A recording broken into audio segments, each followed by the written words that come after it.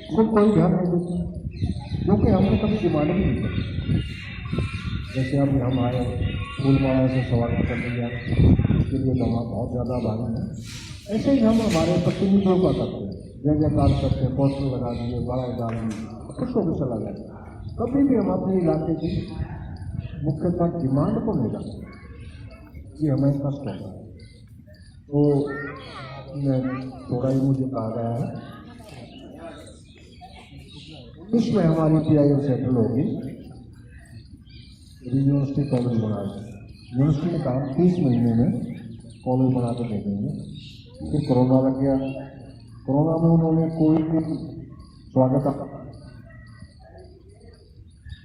कोई काम नहीं किया। मुझे डिटेल दे दी, 4 बार जो सेंट्रल गवर्नमेंट ऑफ इंडिया में कोरोना की बैठक थे, यूनिवर्सिटी बंद थी।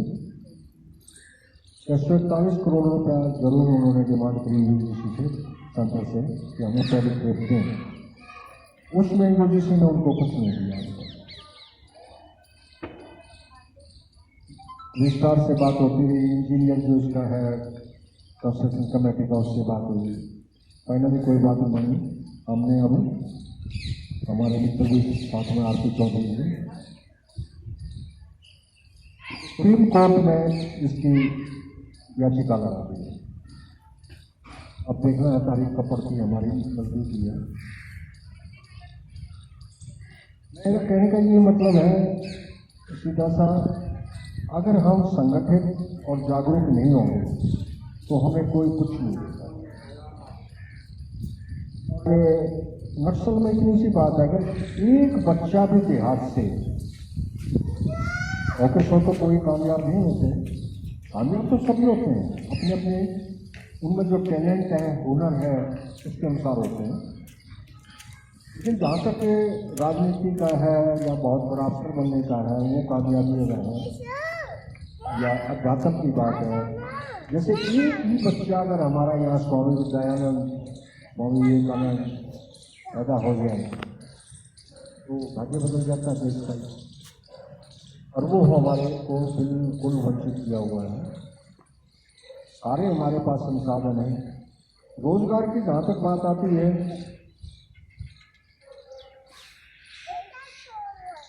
इसी पे जोर दे दिया, बहुत ही अच्छी बात है।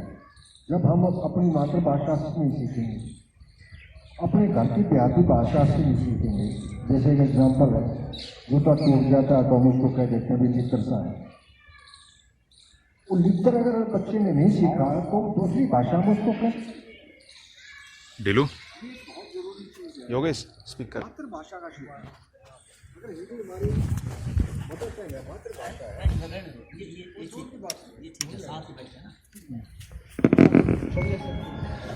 है, मातृभाषा अगर हिंदी है तो उसके साथ में हमें दूसरी लैंग्वेज भी सीखनी चाहिए कामयाबी के लिए। इंग्लिश है,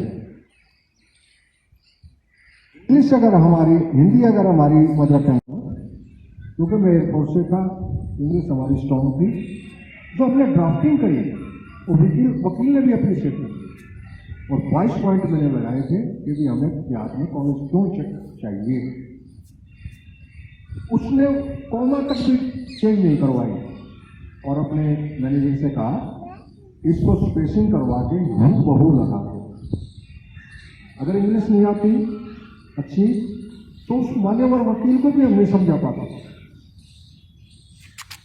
भाषा का ज्ञान होना बहुत जरूरी है। ये फिर समझ देंगे या आप मतलब नहीं, मैं लगा रहा हूँ नहीं, आप करिए कंटिन्यू जी।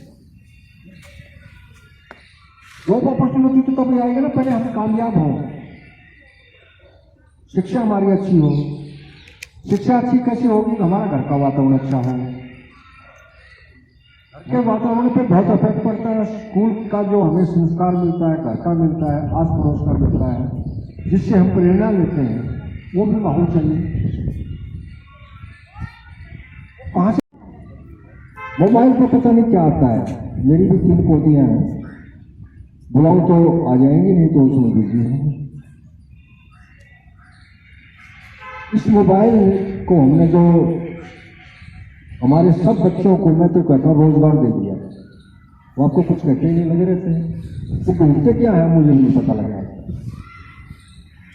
ये बात नहीं, मोबाइल बहुत अच्छी चीज नहीं है, मोबाइल के अंदर बहुत अच्छी चीजें आती हैं, उसकी तरफ ध्यान नहीं जाता।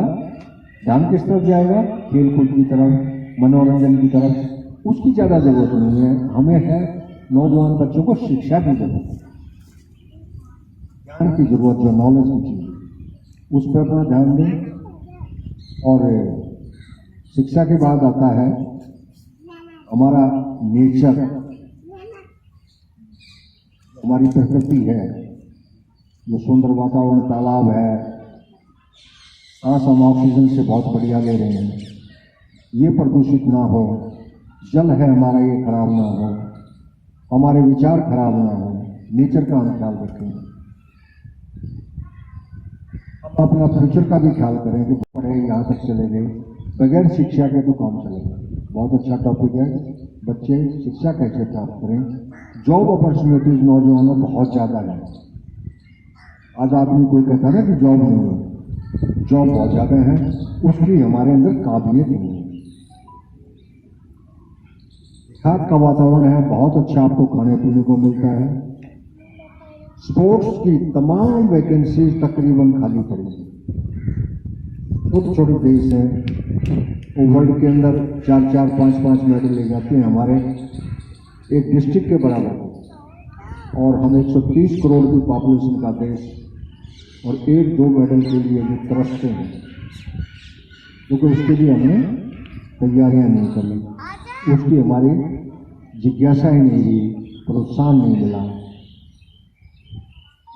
इतना बढ़िया नहर के साथ साथ अगर बच्चे 10-20 का ग्रुप बना के अपना दौड़ना शुरू कर दें, तो मैं कहता हूँ तमाम, जैसे आपको पता है बेल्ट की नौकरी, पुलिस वाला, मिलिट्री की, नेवी, एयरफोर्स, डिफेंस, कितनी नौकरियों के चांस हैं। कितने बच्चों ने अटेम्प्ट किया है जो आप 12वीं से आगे हो तो कोई देखो लाल चेहरा है। अब जो भैंस का पी रहे हैं हमारे बच्चों को देखो, किसी को भी खड़ा करके देख लो, दरोगा के बराबर एक का वापस आ रहा है। जॉब अपॉर्चुनिटी देखो, डेयरी है, आनंद डेयरी, एक भी भैंस नहीं है। कोई भैंस है आनंद डेयरी? कोई गाय है? दरोगा जी एक भी भैंस ला रहे हैं। तमाम देश को दूध पिला रहा है, सारा बुद्धि का खेल है। और वो पैकेट के दूध जो है ना, हमारी बहनों के, माताओं के जो है ना, फ्रिज में रखा है। मेरे बेटे ने दूध का काम किया था, दादरी साइड से लेके आता था, हमने बहुत उसको ईमानदारी से देखा। ये जो दूध की कंपनियां हैं, सिर्फ 10% दूध होता है इसमें, मैं दावे से कहता हूं। कितना? सिर्फ 10%। और जो आपको दूध मिल रहा है ना जी पराशर जी, वो 1 महीना पुराना होता है। फिर आप अपने फ्रिज में, हमारी बहन कितने दिन रखती है? तो प्लस है 1 महीने का वो डिलीवरी क्यों देता है? इतना उसने स्टॉक बना के रखा हुआ, आपकी स्ट्राइक हो जाए, किसान आंदोलन हो जाए, जो मर्जी हो जाए, उसके दूध की सप्लाई नहीं देती। इतना बना के रखा हुआ है, प्रिजर्वेटिव उसमें डाल देते। वो प्रिजर्वेटिव हमारे बच्चों की सेहत, दिमाग, हर चीज का इफेक्ट करती है। हमने उस पर ध्यान दे दिया कि गौ नहीं पालो। जब हम गौ पालते थे, हमारे बुजुर्ग, मैं एक छोटे से गांव से हूं, गांव बिल्कुल स्वावलंबी था। मेरे ख्याल में दिवाली के टाइम पे ही कोई बाजार में जाता होगा बुजुर्ग कुछ खरीदने, ये तो सब चीज गांव में थी, नमक को और हल्दी को छोड़ के। कपड़ा हमारी दादी आप को चरखा चला के बनवा देती थी जुलाई से। बैल की खेती थी, गौओं का दूध पीते थे, उसके वंश से हमारी कृषि होती थी। और पढ़ लिख के बच्चे गौओं के दूध से बहुत बड़े ऋषि बने। हमने सब छोड़ दिया तो हम कैसे जिएंगे? हमें तो वापस प्रकृति के पास जाना होगा। पैर उठा के चले करो, आवाज आ रही थी। से सीखनी पड़ेगी गौ के दूध से 36 प्रकार के रोग दूर होते हैं शाश्वत से करें। अब कितने हमारे यहाँ गाय होंगे गाँव में, तमाम खेती जैसे हम करते हैं प्राकृतिक नहीं रही, सब फर्टिलाइजर से, फर्टिलाइजर हमें अफेक्ट करता है। तमाम किडनी, हार्ट, डायबिटीज, कैंसर वो डेवलप हो गया। मैक्सिमम हमारी सेविंग उसमें चली जाती है बीमारी में। बूढ़ा बीमार हो गया तो सारी जिंदगी की कमाई लगा के ले जाएगा, विदा नहीं होगा घर से। आज उसकी किडनी फेलियर है, आज उसको कैंसर है, आज उसको हार्ट, उसको टाइप है, क्योंकि हम प्रकृति से दूर हो गए। ऐसे नीम के पेड़ थे जो बच्चे थे, जो पीपल का हमारे आंगन में 100 बेड का हॉस्पिटल और एक आपके लिए मेडिकल कॉलेज अप्रूव कर। सारा प्रोसेस होते होते 2013 में 12 में मतलब 13 में 30 अप्रैल 2013 को उसका टेंडर कॉल कर दिया गया और टेंडर अवार्ड हो गया HLL लाइफ केयर लिमिटेड को। 86 करोड़ रुपया भी दे दिया। 245 करोड़ और 17 लाख की लागत से 100 बेड का आपका स्पेशल हॉस्पिटल और एक बच्चों के लिए मेडिकल कॉलेज। कौन सा मेडिकल कॉलेज? निप्स कहते हैं इसको, national institute of paramedical sciences, जो कि MBBS से नीचे के कोर्स होते हैं, जो अलाइड कोर्सेज हैं। हॉस्पिटल में जो स्टाफ, नर्स है, वार्ड बॉय है, डाइटिशियन है, लैब असिस्टेंट है, टेक्नीशियन है, इन चीजों के लिए 28 फरवरी 2014 में उसका शिलान्यास कर दिया गया। 14 में सरकार पलट गई और उस प्रोजेक्ट को ठंडे बस्ते में डाल दिया। 2017 में 23 अप्रैल को मैंने RTI लगाई। ये मिश्रा जी जो MP थे आपके क्षेत्र के, इन्होंने मंजूर कराया था। कई बार डेलीगेशन हमारा गया। गुलाम नबी आजाद जी हेल्थ मिनिस्टर थे, उन्होंने मंजूरी दे दी, लेकिन इस सरकार ने उसको ठंडे बस्ते में डाल दिया। जो हमने RTI लगाई 2 मई 2018 को,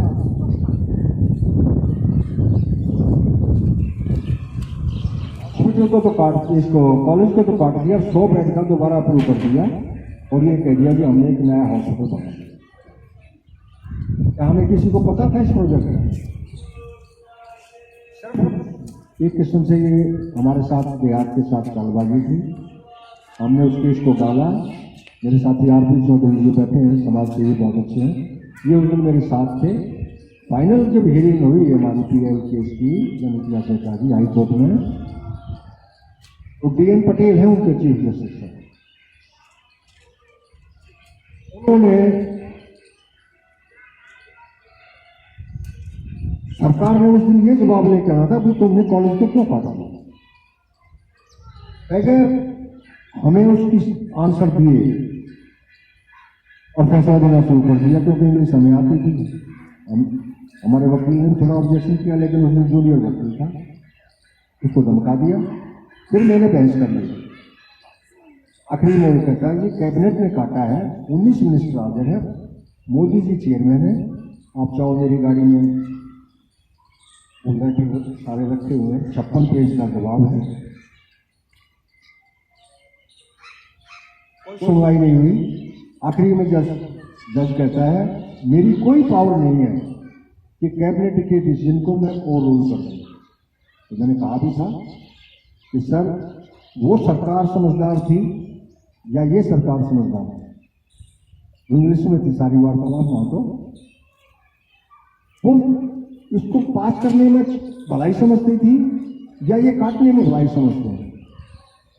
हमारे बच्चों को जरूरत है, कुछ भी नहीं है पढ़ाई का साधन वहां पे।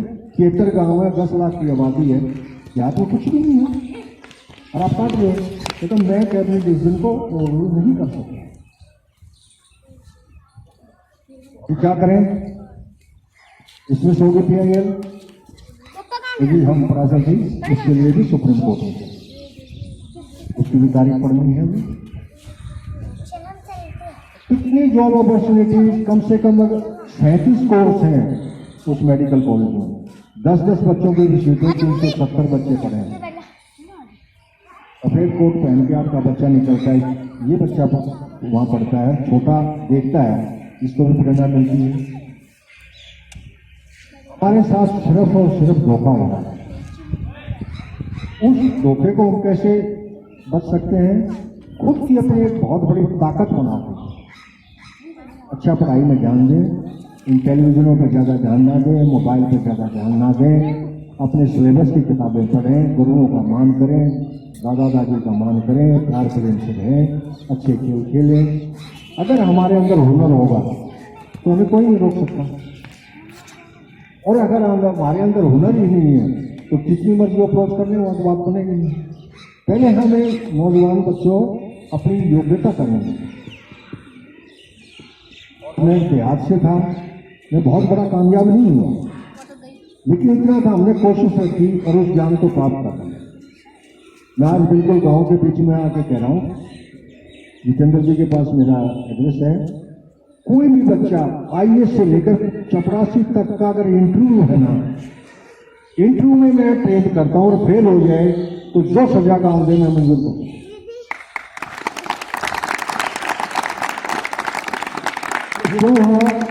मैं सैनिक की भर्ती हुआ था एयरफोर्स में, फिर पढ़ाई भी करी,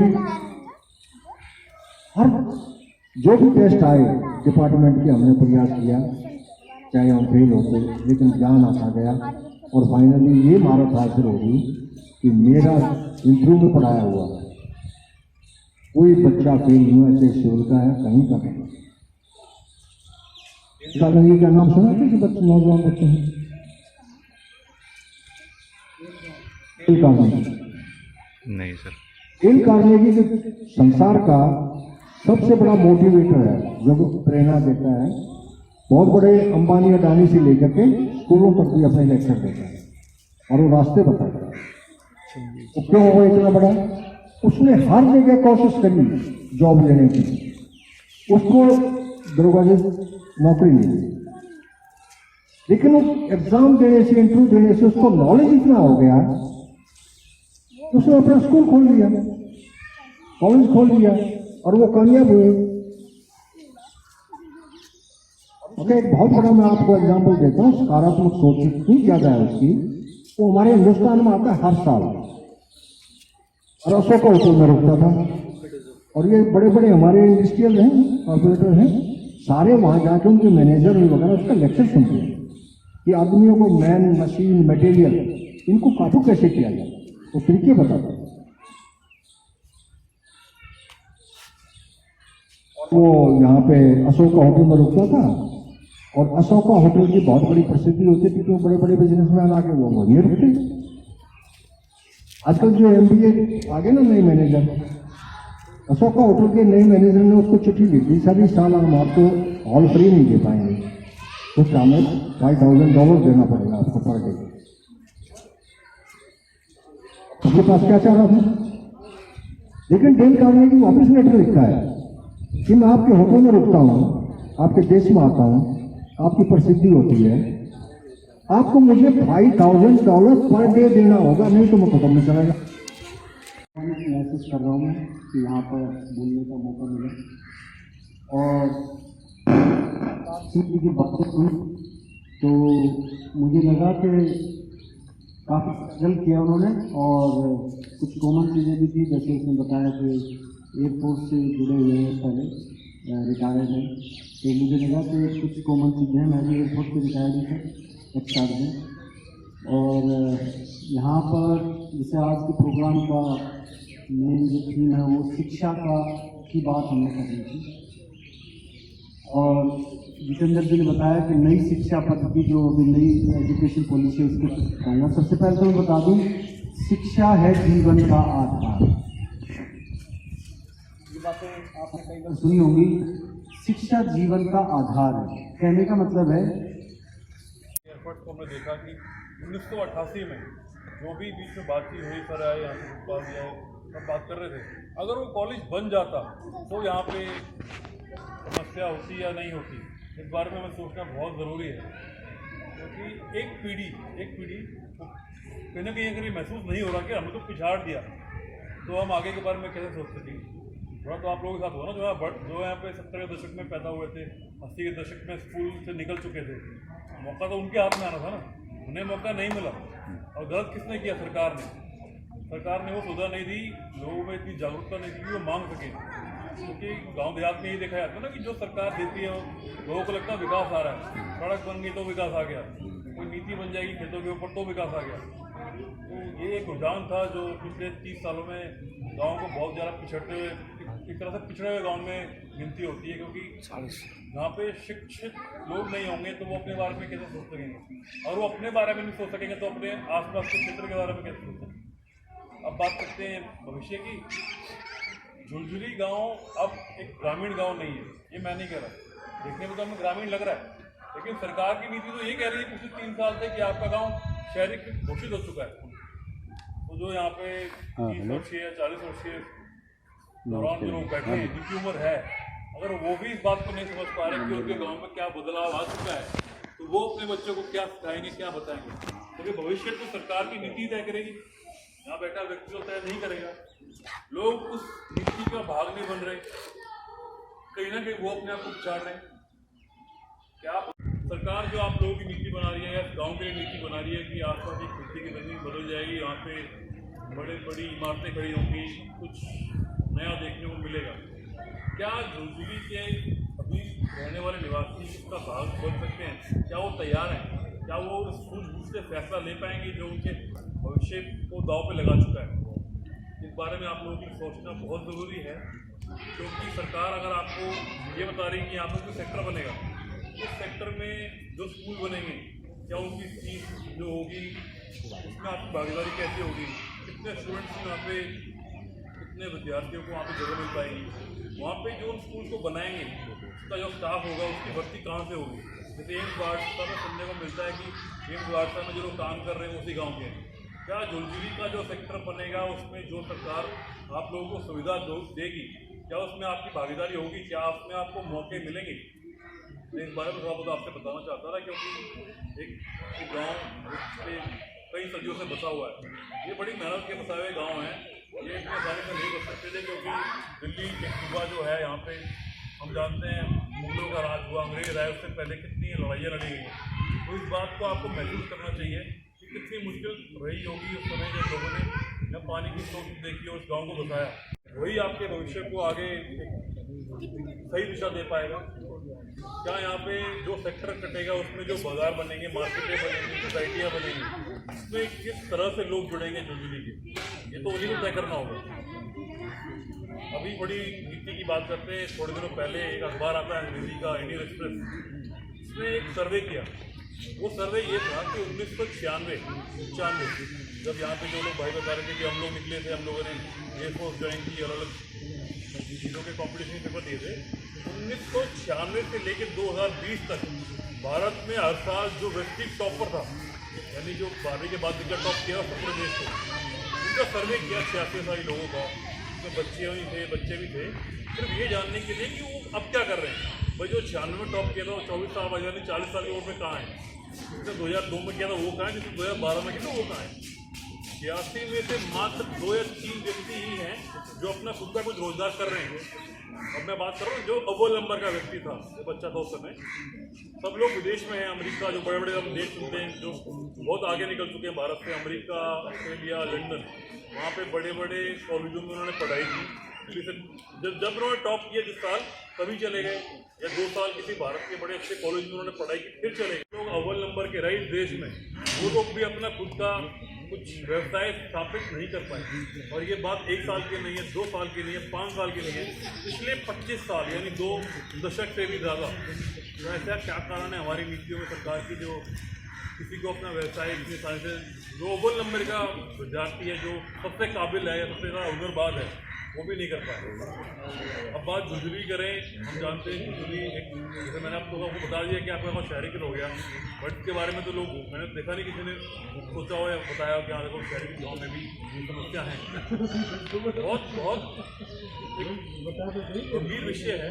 1990 में भारत, जो हमारे आपके झुंझुनू गाँव है, एक ग्रामीण गाँव था, इसकी पंचायत हटा दी गई। सुना होगा ना, प्रधान ऐसे होंगे पहले कभी। और आप खुद सोचिए इस बात को, आपका गांव ग्रामीण 1990 में, 91 में ग्रामीण था, 92 में था, 2016 तक ग्रामीण ही था। तो फिर एकदम नीति शास्त्र बोलते हैं लोकल सेल्फ गवर्नेंस, पंचायती राज, या किसी भी तरह का बोले कि भाई कोई व्यक्ति है जो जिम्मेदार है इन परिवारों के लिए, इस गाँव के लिए। आपसे सरकार ने इतना कुछ छीन लिया, अब हमें उसे वापस लेना है। उसे वापस लेने के लिए या उसमें सरकार की नीतियों में भाग लेने के लिए हमें सबसे ज़्यादा आवश्यकता है कि यहाँ का युवा वर्ग शिक्षित हो। वो शिक्षित होगा तो वो मजबूत होगा। अगर आप मजबूत हो तो आप झेल सकते हो, या फिर आप बाकी में जो भी सरकार आपकी नीति बनाएगी उसको सोच विचार करके एक फैसला ले पाओगे कि हाँ मेरे लिए ये सही है, मेरे लिए ये गलत है। तो आप खुद सोचिए कितनी असमंजस में झुंझुनू गाँव है फिलहाल, शहरीकृत गाँव दोबारा बोलता हूँ सबको, बड़ा सुनने में अजीब लगता है कि जो भारत सरकार की नीति है, किसी गांव की अगर वो ज़मीन ले लेते हैं अपने शहर को बढ़ाने के लिए तो कुछ शहरीकृत गांव बोल देते हैं, तो वो गांव ऐसे रह जाता है और उसके आसपास शहर बस जाता है। यही सरकार की नीति है। इसमें आप सुनते आए होंगे, आपने कापाचड़ा देखा होगा, दवाना देखा होगा, रोहिणी देखे हैं, द्वारका ही गाँव देखे। और उसको कहीं भी अच्छी नहीं है, ज़मीन चली जाएगी, ज़मीन का थोड़ा आप समझ लीजिए ज़मीन की कीमत बढ़ गई जाएगी, तो वो कीमत आपको अदा कर दी जाएगी। लेकिन क्या उस कीमत को व्यवसाय में, बाजार में लगाने के लिए आप इतने काबिल होंगे कि उस कीमत से आप और अच्छी ज़्यादा कीमत से बना पाएंगे? पढ़ाई का, शिक्षित का तो शिक्षा मिलेगी तो उससे यही तो होगा कि मेरे पास शिक्षा है, मैं इतना हुनरबाज हूँ, मेरे पास जो भी सुविधा है इस वक्त झुंझुनू गाँव में, उसको मैं उपयोग में लाऊंगा और आगे तरक्की का रास्ता चलूँगा। ये गंभीर विषय है। मैं इतनी गंभीर बातें बोल रहा हूँ, बच्चे यहाँ छोटे हैं, लेकिन मैं देख रहा हूँ कि यहाँ परिवार लोग चला रहे हैं, जिनके रोजगार बन रहे हैं, तो जिम्मेदारी तो नहीं की है ना। अगर वो लोग आप कुछ नहीं कहेंगे तो 20 साल बाद शायद जब वो बड़े होंगे उनके बच्चे बैठ के भी यहाँ यही कर रहे होंगे, हमारा कितना गलत हुआ। और ये हो चुका है दिल्ली के बहुत से गाँव में। हम देखेंगे दिल्ली के इतने सारे शहरी के गाँव में सुनने को बहुत मिलता है, उस गाँव में ये है, उस गाँव में ये है, बट जब आप खुद जाके देखेंगे तब महसूस होगा ना। हम देखते हैं देहात में क्या दिक्कत है, हवा चलाई जाती है यहाँ पे, कोई कह रहा था इस गाँव में ये हो रहा है, इस गाँव में ये हो रहा है, तो लोग वहाँ जाकर किसी ने जाकर देखा नहीं, किसी के मुँह सुन लेते हैं। मैं तो आपको सोच विचार से कहना चाहूँगा कि जरूर सोचिए कि बच्चों का भविष्य कैसे बदलेगा, हम कैसे भागीदार बन सकते हैं। जो भाई बैठे हैं उनसे मेरा साफ साफ बता रखा उन्होंने, कैसे स्कूल की शिक्षा में भाग ले जाता है एक बाप या कैसे शिक्षा के दौरान आके है 10वीं से 9वीं में वही बच्चा पढ़ रहा होगा, आपको तो भाग लेना ही पड़ेगा, आपके पास अब कोई विकल्प नहीं है। आप अपने बच्चों को शहर में, जब आप जानते हैं कि आपका एक शहर गाँव है, वहाँ पे बहुत सी चीज़ें बदल रही हैं बहुत जल्दी, तो बच्चों के सामने बहुत सारे विकल्प होंगे। यार देखो इतना पैसा आ गया, यार देखो ये आ गया, तो या तो आपके बच्चों को तो नहीं जानते ना क्लास में क्या बढ़ रहा है। बहुत मुश्किलें हैं जो आने वाली हैं और आप लोगों को सचेत रहना है और भागीदार बनना है। सबसे बड़ी बात जो शुरुआत बता दी कि एक केस चल रहा है, सुप्रीम कोर्ट तक लोग जा रहे हैं, क्यों ना झुंझुनू भी उस लड़ाई का हिस्सा बने, उस बारे में सरकार से बातचीत करें। आप लोग संस्था है आज जो बनाते हैं गाँव में, क्यों ना आप उसके बारे में लिखें, उसके बारे में जो एक खुशी की बात मैं आपको बताऊंगा, शायद कुछ लोगों को पता हो। यहाँ पे दिल्ली सरकार ने पिछले साल एक डिकम्पोजर बनाया था और उसको सरकार किया था कि आप देखो प्रदूषण को रोक रहे हैं।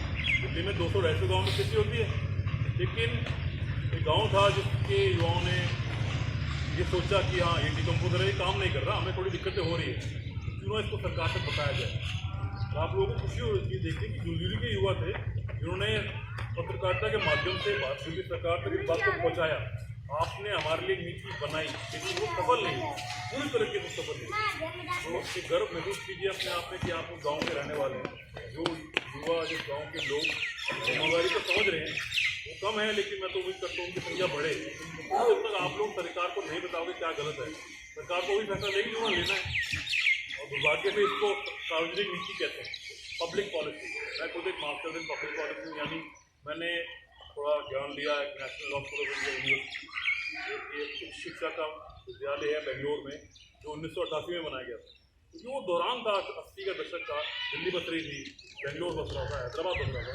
तो उस समय लोगों ने वहाँ के लोगों ने सोचा कि हम ऐसा कॉलेज बनाते हैं। और आप मजे की बात ये देखिए कि जिस कॉलेज की मैं बात कर रहा हूँ, वो कॉलेज बेंगलोर के एक गाँव में बसा था। गाँव का नाम है नागर भावी। कभी कभी जा सकता है बेंगलोर, जरूर देख के आए। बेंगलोर शहर के कोने में एक विद्यालय बना था, जो आज जैसे अमेरिका में हार्वर्ड होता है, वैसे हमारे देश में उस कॉलेज का नाम लिया जाता है। वो कॉलेज है हमारे देश का सबसे अच्छा, जहाँ बच्चे वकालत की ज्ञान लेते हैं, पब्लिक पॉलिसी का ज्ञान लेते हैं, सार्वजनिक नीति है। मैंने पढ़ाई की। मैंने दिल्ली के 3 गाँव चुने थे पढ़ने के लिए। एक गुडेरा, जहाँ से मैं आता हूँ, एक हॉस्टाल गाँव है दिल्ली के बीचों में, जिसका बहुत नाम आता है, हर साल अखबार में आता है कि वहाँ पे ऐसी इमारत है, अलग तरीके का माहौल है। और एक शाहबाद सोमतपुर गाँव है दिल्ली के एयरपोर्ट के सामने। तो मैंने पढ़ना वहाँ शुरू किया था। मेरी रुचि बहुत ज़्यादा गंभीर हो गई, और तब से लेके अब तक मैं दिल्ली के लाडोरे पे वाकई में प्रयास कर रहा हूँ कि कैसे यहाँ पे मूलभूत सुविधा आएँ, और जो नीतियाँ लाडोरे दिल्ली के लिए बनती हैं उसमें लोगों का रुझान उस तरफ जाएगी। ये नीति हमारे लिए बन रही है, तो हमें इसका भागीदार बनना चाहिए। दिल्ली के आज के विषय में, जिसमें शिक्षा और रोजगार, शिक्षा के लिए तो अब हमें या फिर थोड़े बहुत शोधकर्ता हैं जो आपको ज्ञान दे सकते हैं, एक रास्ता दिखा सकते हैं कि देखिए ये रास्ता जो आप चुनिए, इससे आप सरकार की नीतियों में भाग ले सकते हैं। लैंड पूलिंग पॉलिसी आप सुन रहे थे 3 साल से आपके गांव में लगी हुई, इसके कारण आपका गांव शहरी के घोषित हुआ है, लेकिन क्या उस नीति ने आपके गाँव को तो कुछ दिया है? इस बारे में आपका सोचना बहुत ज़रूरी है। तो जब तक वो नीति आपके गाँव में कुछ देगी नहीं, तो रोज़गार कहाँ से पैदा होगा? रोजगार या तो वो पैदा होगा जिसमें आप लोग जाके भर्ती हो गए, जैसे 25 पीढ़ी होती आई है कि हम वहाँ चले गए, हम वहाँ भर्ती हो गए, हम वहाँ चले गए, हमने जॉब कर ली। या फिर रोजगार वो होगा जो आप पैदा करोगे, फिर आप लोगों को रोजगार दोगे। अंग्रेजी में फिर बहुत लोग विशेषज्ञ बोलते हैं ना, जॉब सीकर या जॉब गिवर। तो आप लोगों को फैसला लेने, जो हमारे सामने साहिल बैठा है, इसने बड़ी अच्छी बात कही, उत्तर नगर का एग्जाम्पल दिया। उत्तर नगर मेरे बहुत नज़दीक का, मैं जानता हूँ, क्योंकि वो लोगों ने बाजार ही तो बनाए। वो लोगों ने ऐसी व्यवसाय बना दिया कि लोगों को मजबूर कर दिया वहाँ आने के लिए। क्या वो झुंझुनू से एक लड़का जा रहा है वहाँ पे ट्यूशन लेने के लिए या कोचिंग लेने के लिए, तो उसको एक एग्जाम पास करना है। ये सुविधा तो आप लोगों के यहाँ बहुत जगह है, खाली आ सकती थी अगर सरकार से मांग की जाती।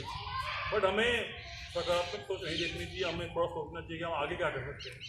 तो आगे के लिए मैं तेरे पास दोहराना चाहूँगा, झुंझुनू के पास वो मौका है, वो मौका परस्ती का रास्ता है, वो चुनना है कि वो या तो कापाशेड़ा बने या रोहिणी या कोई भी छोटा सा घिसा पिटा गाँव बीच में बिल्कुल शहर के, या फिर आपके आसपास जो आबो हवा है जो आपकी अपनी नहीं है, या आपकी पीढ़ियों से आपको मिली आ रही है। अगर आप इसे अपनी बचाने के लिए प्रयास नहीं करेंगे तो आप लोग कुछ सोचिए कि आने वाला भविष्य कितना गंभीर होगा, कितना मुश्किल होगा। रोजगार के लिए आखिर में दोबारा इस बात को दोहराना चाहूँगा, सेक्टर कटेगा, सरकार कोई भी नीति बना रही है, यहाँ पे व्यवसाय बनेगा, उस व्यवसाय में बड़ा हाथ किसका होगा? या तो झुंझुनूवासी जो अपनी ज़मीन दे रहे हैं, ये लो हमारी ज़मीन लो, अपना शहर बसा लो, या फिर वो शहर के लोग जो हैं आएंगे। तो आप लोगों को कुछ पैसा लेना चाहिए, और इस बात को हमेशा याद रखना चाहिए कि ऐसा नहीं है कि दुनिया में अच्छाई खत्म हो गई है, लोग नहीं जो आपकी मदद नहीं कर सकते। प्रोफेशनल शोधकर्ता या फिर कोई व्यक्ति से आप मदद दे सकते हो। मदद देने में कोई बड़ी बात नहीं, कुछ छोटा तो हो नहीं जाता। और किसी ने किसी का मदद मांग ली तो वो छोटा तो हो नहीं गया। आप ये सोचिए ना कि आप लोग गांव में ये सोचते हैं कि हमारा गाँव पिछड़ा हुआ है, ये है वो है। और आज अगर आप इस बात को मानेंगे, अमेरिका या कोई बड़ा देश जहाँ शोधकर्ता बैठे हैं, वो ये कह रहे हैं कि डिसेंट्रलाइजेशन यानी छोटे स्तर पे कैसे नीतियाँ बने और कैसे लोग एक साथ रहें, ये भविष्य है किसी सदी का। 21st century belongs to decentralisation, ये शब्द हैं बड़े बड़े शोधकर्ताओं का। मैं खुद इस बात को महसूस करता हूँ। जब मैं दिल्ली भी आता हूँ, मैं लास्ट से रहा था अगस्त में, यहाँ पे एक फंक्शन था, दिल्ली सरकार ने किया था, मुझे आया था। आप खुद सोचिए, खुद लोगों का रुझान इस तरफ है, और आप दुर्भाग्य से गाँव वालों को वो रास्ता दिखा दिया है कि नहीं, शहर बसेगा, बड़ा स्तर पे कुछ काम होगा तो भविष्य बनेगा। तो झुंझुनू गाँव के युवाओं के लिए बहुत अच्छा अवसर है कि आप सरकार से सवाल उठाएं, सरकार से पूछें, आपने हमें कॉलेज दे दिया, हमने सरकार से, अब आप हमारे लिए क्या कर रहे हो? अब हमारी ज़रूरत सिर्फ और सिर्फ कॉलेज से पूरी नहीं होगी, हमारी ज़रूरतें बढ़ रही है, क्योंकि पीढ़ियों में कोई 20 साल का है, कोई 25 का है, कोई 30 का है, किसी को रोजगार ही पैदा करना है, तो वो उसके लिए काबिल है, उसको ज़मीन है, वो इन चीज़ों में भाग लेना चाहता है।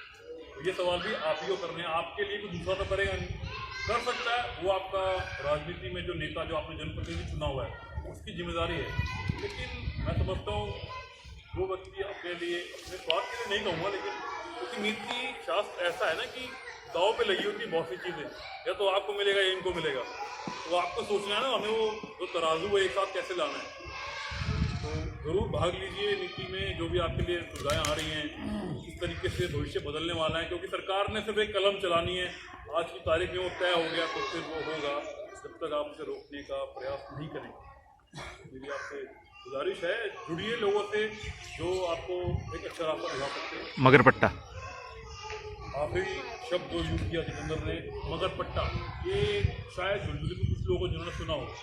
मगरपट्टा जो भारत सरकार कह रही है कि दिल्ली में जो लैंड पूलिंग पॉलिसी आएगी 95 गाँव में, ऐसी बहुत सारी सिटी या शहर बनेंगे जिनको मगरपट्टा, मतलब बहुत सारे मगरपट्टा बनेंगे। असलियत में मगरपट्टा एक छोटा सा एक तरह से लैंड पूलिंग से बताया हुआ शहर है पुणे में। पुणे शहर बसा हुआ है, पुराना शहर है, बहुत मराठा होगा। उससे पुणे से जब हम बाहर निकलते हैं हाईवे की तरफ तो बन गया है मगरपट्टा। उसमें कुछ किसानों ने मिलकर अपनी ज़मीन दी, एक तरह से पूल की, जिसमें एक बड़े किसान जिसकी लगा लीजिए 40-50% ज़मीन थी और बाकी कुछ छोटे किसान थे, तो सबने मिलकर इसको बनाया और लैंड पूलिंग पॉलिसी का एक सफल वो तरह से लगा लीजिए कि दिल्ली में अगर कहा जाए कि लैंड पूलिंग पॉलिसी कहीं सफल हुई है तो वहाँ हुई है। ये लोगों का कहना है, मैंने देखी हुई है। मैं थिंक क्या है उसको, मैं तो जुड़ने मिलता हूँ, उनको यही कहता हूँ कि अगर सरकार आपको कहती है कि हम आपके लिए मगरपट्टा बनाएंगे तो क्यों ना आप मगरपट्टा पहले देखा हो, क्या पता सरकार आपको क्या बना दे। मगरपट्टा एक प्राइवेट सिटी है, प्राइवेट इन द सेंस कि वहाँ पर है, चाहे वो पानी की सुविधा हो, बिजली हो, कुछ भी लोगों ने खुद बना रखा है अपने यहाँ।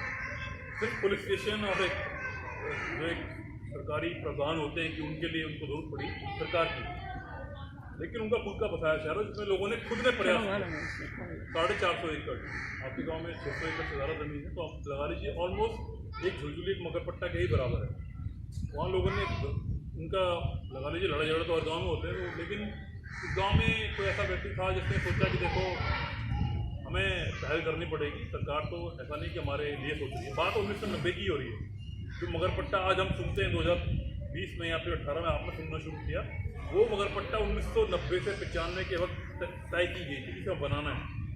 जो वहाँ के किसान थे वो जुड़ चुके थे, वो राजनीति में भी बहुत सक्रिय थे, उनके मुद्दे उठते थे, वो लोग प्रयास करते थे। यही कारण था कि मगरपट्टा बनी और मगरपट्टा बनी, मगरपट्टा सफल बनी। मगरपट्टा में जो किसान है वो भी खुश है, मगरपट्टा में जो रह रहा है वो भी खुश है। जिन लोगों का काम है झोला पहनना और कुर्ता पहन के आ जाना और कहना कि नहीं नहीं गरीब लोगों का बहुत नुकसान हुआ, ऐसा तो कुछ नहीं है। क्योंकि वहाँ जो किसान थे, किसान के साथ जो भी उनके साथ जुड़ते किसानी में जो जुड़ा हुआ व्यक्ति था, उन्हें कुछ ना कुछ रोजगार मिला है वहाँ पे। ऐसा नहीं होगा ना कि जो जिस गाँव में मगरपट्टा आई उस गाँव के जो लोगों को ज़मीन नहीं थी या जो लोग भूमिधर नहीं थे उन्हें भगा दिया, ऐसा तो नहीं था। वो मगरपट्टा वाकई में लोगों ने अच्छी बनाई है। और लेकिन दिल्ली में तो हमें 3 साल से सुनने का नहीं मिला कि जो मगरपट्टा दिल्ली में बनने वाली है, झुंझुनू से गाँव की जमीन में कैसे बनी। तो जो युवा तो शायद उसमें भाग नहीं ले सकते, लेकिन जो पेरेंट्स हैं परिवार से, जो जिनके परिवार बड़े हो रहे हैं, उनको इस बात में जरूर सोचना चाहिए। मैं तो कहूँगा एक भी 10 बार सोचना चाहिए कि क्या कर रही है सरकार। जवाबदेही तो आप लोग तय करोगे कि जब तक आप सरकार से जवाब नहीं मांगोगे तो आपको कैसे पता चलेगा कि झुंझुनू में मगरपट्टा आएगी या नहीं आएगी। रोजगार, मगरपट्टा का रोजगार बड़ा ही सुनहरा रोजगार है कि लोगों ने वहाँ पे जो लोगों ने कंपनी बना ली किसानों ने। शेयर अगर किसी के पास 10 एकड़ जमीन है, किसी के पास 5 एकड़, 4 एकड़, 3 एकड़, 7 एकड़, 6 एकड़ है, उस हिसाब से लोगों के शेयर तय हो गए। तेरा हिस्सा इतना, मेरा इतना, तेरा इतना, सब लिखित में हो गया। लोगों ने कंपनी बना ली, तो तब जाके मगरपट्टा बनी थी। क्योंकि जो वहाँ पे इमारतें बन रही हैं, फ्लैट्स बन रहे हैं, वो लोगों ने रहने के लिए दे दिए कि आप ले लो, खरीद लो। लेकिन जो व्यवसाय के लिए IT पार्क जो सुनते हैं या ऑफिस की जगह होती है, कमर्शियल स्पेस हम सुनते हैं दुकानें या फिर मॉल या फिर हमें सुनने को मिलता है, लेकिन वहाँ पे जो है ऑफिस स्पेस वो लीज पे है। किसानों ने लीज पे दे रखे, किराए पे दे रखे कि आपको मगरपट्टा में ऑफिस से हम दे रहे थे, आप हमें इतना दे देंगे पर मंथ। तो किसानों ने बड़ा ही एक सरल फैसला लिया। देखिए अपनी ज़मीन का कितना अच्छा उपयोग किया। सारी ज़मीन नहीं देनी कंपनी कि आप ले लो जाओ, आप फ्री, आप नहीं, वो उसके भागीदार बन गए। तो पीढ़ी दर पीढ़ी कितना फ़ायदा मिलेगा। एक पीढ़ी जिसने जिम्मेदारी ली है कि मेरी कंपनी है, मेरा इसमें इतना भाग है, तो वो उसकी जिम्मेदारी को समझ के फैसले ले रहे हैं और सफल प्रयोग को अपने लिए जितना भी उनका मौका परस्ती, मैं कहूँगा मौका परस्ती है कि उन्होंने मौके को समझा और वाकई में उस मौके का उपयोग किया और वो सफल है। किसान ऐसा कोई दुर्दशा में नहीं है कि ज़मीन चलेगी पैसा ख़त्म हो गया, क्योंकि शब्द है लाइबिलिटी, अंग्रेजी में बोलते हैं लाइबिलिटी। बड़ा घर बड़ी गाड़ी, ये तो लाइबिलिटी है ना, आपको तेल डालना पड़ता है बड़ी गाड़ी में, बड़े घर में आपको पुताई करनी पड़ती है हर साल, तो लाइबिलिटी हो जाती है। ऐसा नहीं है ना कि जो ज़मीन जाती है उससे यही सब होता है। ज़मीन का किस तरह से उपयोग किया जाए, मूल्यांकन किया जाए कि हम इसको कहाँ कहाँ लगा सकते हैं, ये मगरपट्टा में देखने को मिलेगा। आप में से जो भी व्यक्ति मगरपट्टा जाके देखेगा कि आप लोगों की जिम्मेदारी है, आप लोगों की ज़मीन पर अगर मगरपट्टा बन रही है, ये भारत सरकार कह रहा है, जिस व्यक्ति की ज़मीन पर मगरपट्टा बन रही है अगर वो मगरपट्टा नहीं देखेगा तो कुछ हो सकता है। समझदार को तो इशारा काफ़ी होता है, भैया क्या होगा आगे आपको तय करना है।